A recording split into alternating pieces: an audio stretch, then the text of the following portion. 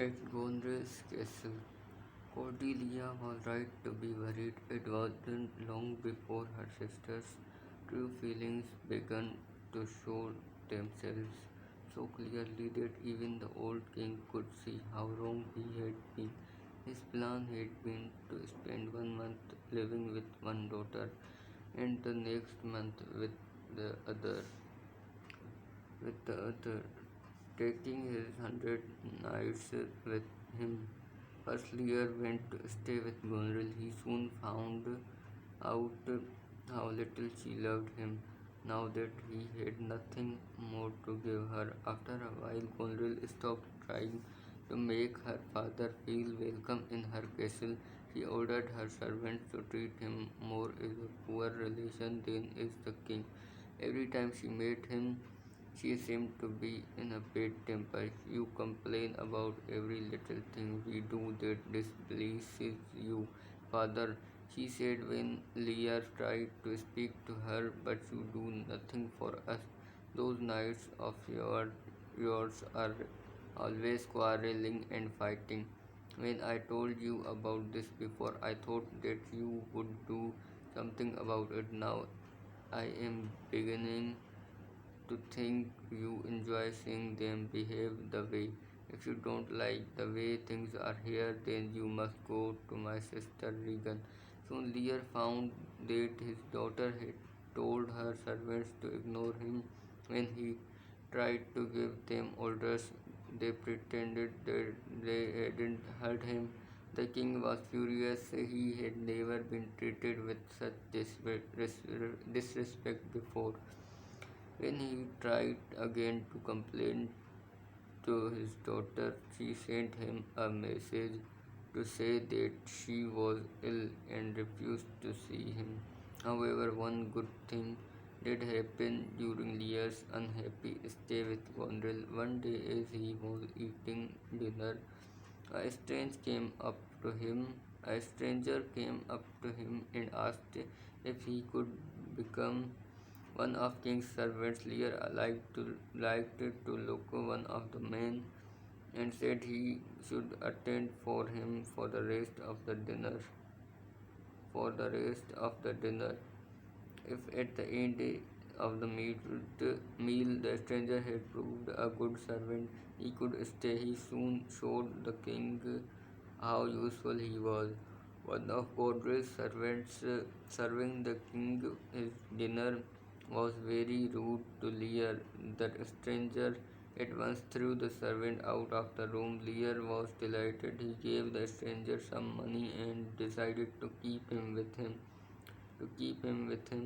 Little did the king know this man was in fact no stranger to him. He was the Earl of Kent. Kent had been worried about what would happen to the old man now that he had no money or power. He didn't trust Goneril or Regan to think of their father's best interests. He had dressed himself to look like a servant so that he could stay close to the king and take care of his needs. When the king asked his name, he said it was Caius. King Lear had one other friend besides Caius, his fool.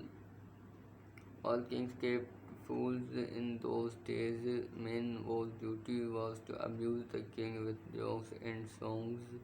In fact, the fool was allowed to speak more freely before the king than almost anyone else.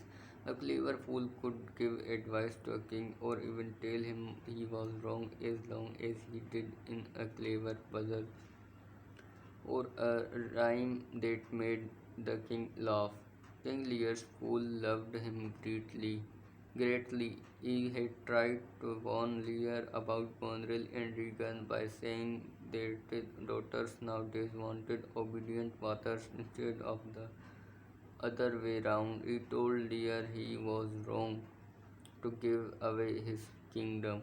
Whenever Lear began to get angry, the fool would quickly make a joke so that he would think of something else, as many of these jokes were about daughters who did not love their fathers. Lear's Poole was not popular with Goneril. She could not wait to get rid of him. Goneril had less patience with her father, and his complaints. She began to accuse his knights of bad behavior again. Father, is there any reason for you to keep 100 knights and all of their servants?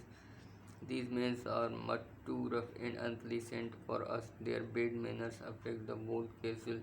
They do nothing but eat and drink, quarrel, and fall asleep. They have turned this castle into a soldier's drinking house.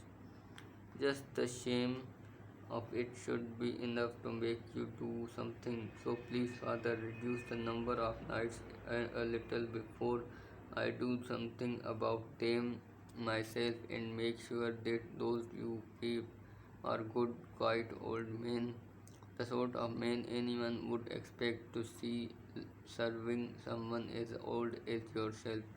Lear could not believe his ears. What's this, you thankless one? What ties you tell? Why, my knights are the best in the world. They are the finest men of their kind. They know exactly how to serve me. Tears of anger and disappointment ran down the old man's face. He could not believe what was happening to him. He cursed Conrad and as loudly as his rambling voice would let him. May you never have children, you unnatural creature. No, no, I hope you do. You have children and that they make you unhappy as you have made your father. I am leaving this horrible place. I shall go and stay with Regan. Regan knows the way to treat her father. Regan knows her father, the king.